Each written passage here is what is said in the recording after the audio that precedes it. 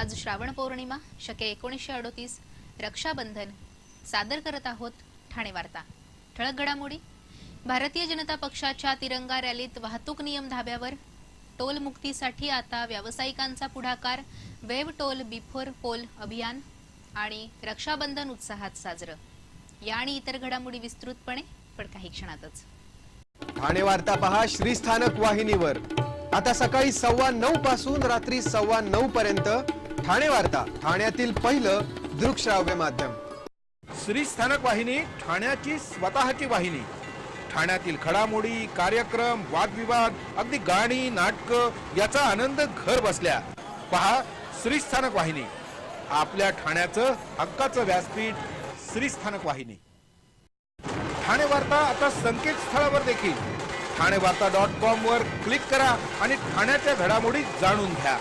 ठाण्यातील पहिलं ऑनलाईन माध्यम ठाणेवार्ता.com। नमस्कार मंडळी, दर रविवारी पाहायला विसरू नका। नमस्कार मंडळी, आपल्या प्रश्नांचं थेट उत्तर। ठाणे वार्ता पहा श्रीस्थानक वाहिनीवर। आता सकाळी 9:15 पासून रात्री 9:15 पर्यंत ठाणे वार्ता, ठाण्यातील पहिलं दृकश्राव्य माध्यम। काँग्रेसच्या 70 वर्षाच्या राजवटीचा समाचार घेत केंद्रीय मंत्री गिरिराज सिंग यांनी मोदी सरकारचे गुणगान ठाण्यात भारतीय जनता पक्षाने काढलेल्या तिरंगा यात्रेत गायले। मात्र तरुणांसमोर देशाभिमान जागवणाऱ्या या तिरंगा यात्रेत राष्ट्रध्वजापेक्षा भारतीय जनता पक्षाचे झेंडेच अधिक झळकत असल्याचे दिसून आले।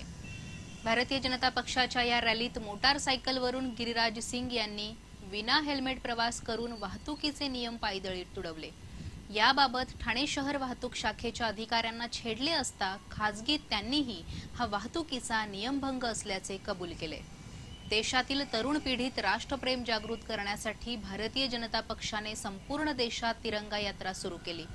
ठाण्यातील पाचपाखाडी येथे प्रारंभ झालेल्या भारतीय जनता पक्षाच्या या तिरंगा यात्रेचा समारोप तलावपाळीवरील छत्रपती शिवाजी महाराजांच्या पुतळ्यासमोर करण्यात आला। देशाच्या स्वातंत्र्य लढ्यात गावखेड्यातील गल्लीबोळातील शहीदांचा समावेश होता।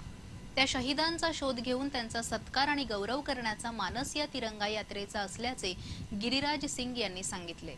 शिस्तप्रिय अशा गमजा मारणाऱ्या भारतीय जनता पक्षाच्या कार्यकर्त्यांनी आणि खुद्द केंद्रीय मंत्री गिरिराज सिंग यांनी वाहतूक नियमांचे उल्लंघन करत तिरंगा यात्रा काढली।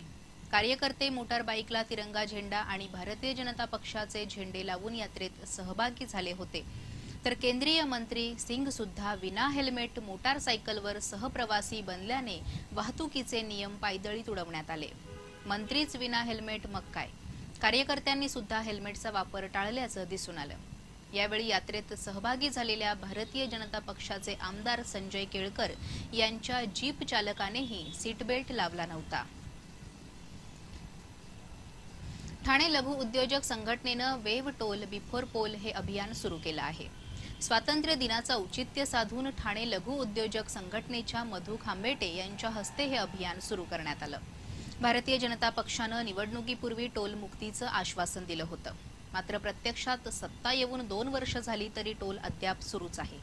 काही टोलला माफी दिली असली तरी मुंबईच्या प्रवेशद्वारांवर असणारे टोल मात्र कायमच आहेत।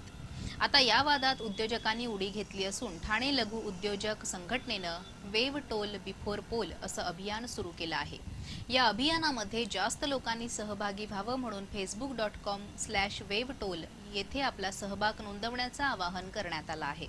त्याचप्रमाणे ठाणे लघु उद्योजक संघटनेच्या कार्यालयातही गाडीवर लावण्यासाठी वेव टोल बिफोर पोल असे स्टिकर्स बनवण्यात आले आहेत।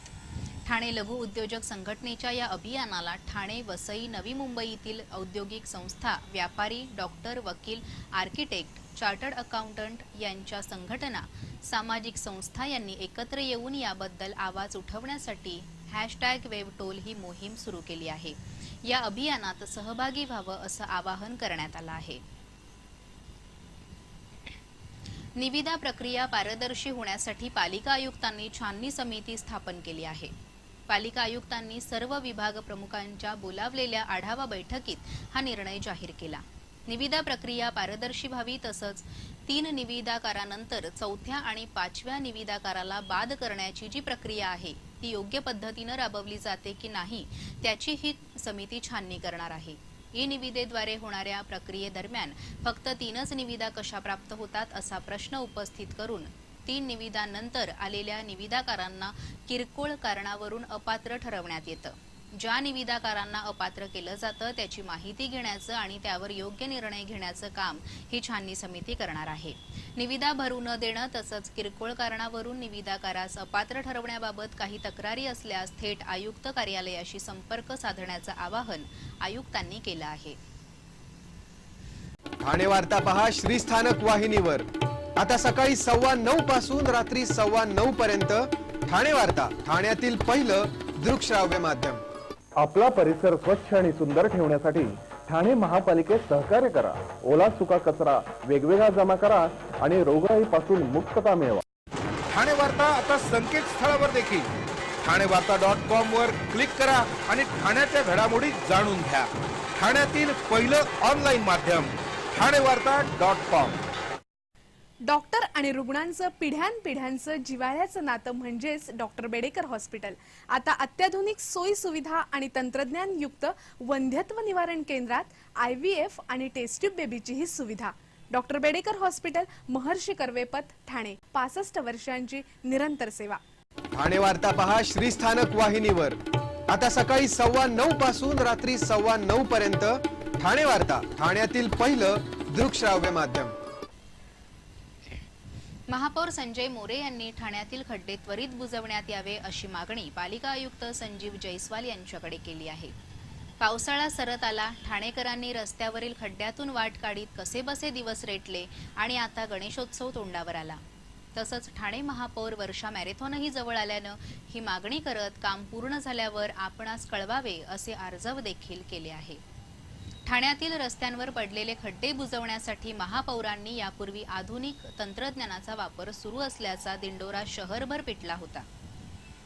तरीही खड्डे कायम असल्याने महापौरांनी आता थेट आयुक्तांकडे पत्रप्रपंच केला आहे. काही दिवसांवर येऊ घातलेला गणेशोत्सव आणि 27वी ठाणे महापौर वर्षा मॅरेथॉन 28 ऑगस्टला असल्याने खेळाडूंची किंबहुना गणेश भक्तांची पंचायत होऊ नये म्हणून महापौरांनी आयुक्तांना पत्र पाठवलं आहे. भावा बहिणीच्या अतूट प्रेमाची महती सांगणारं रक्षाबंधन आज सर्वत्र उत्साहात आणि पारंपरिक पद्धतीनं साजरं झालं. हिंदू परंपरेनुसार श्रावण पौर्णिमेला रक्षाबंधन साजरं केलं जातं. ठाण्यामध्ये रक्षाबंधन अनोख्या पद्धतीनं साजरं करण्यात आलं. हिंदू मुस्लिम ऐक्याचा संदेश देण्यासाठी हिंदू मुस्लिम रक्षाबंधन हे या सणाचं खास वैशिष्ट्य ठरलं. हिंदू मुस्लिमांमध्ये सलोखा, स्नेहभाव कायम राहावा आणि दोन्ही धर्म एकत्र नांदावेत या उद्देशानं विविध पोलीस ठाण्यांमध्ये रक्षाबंधन आयोजित करण्यात आलं होतं. विविध पोलीस ठाण्यांमध्येही रक्षाबंधन उत्सव साजरा करण्यात आला. मुंब्रा पोलीस ठाण्यातही प्रथमच रक्षाबंधन साजरं करण्यात आलं.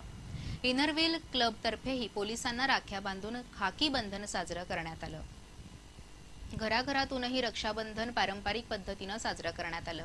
यावेळी बहिणींनी आपल्या भावाला औक्षण करून राखी बांधली आणि नंतर नैवेद्याच्या गोडधोड पदार्थांचा आणि नारळी भाताच्या भोजनाचा आस्वाद घेण्यात आला.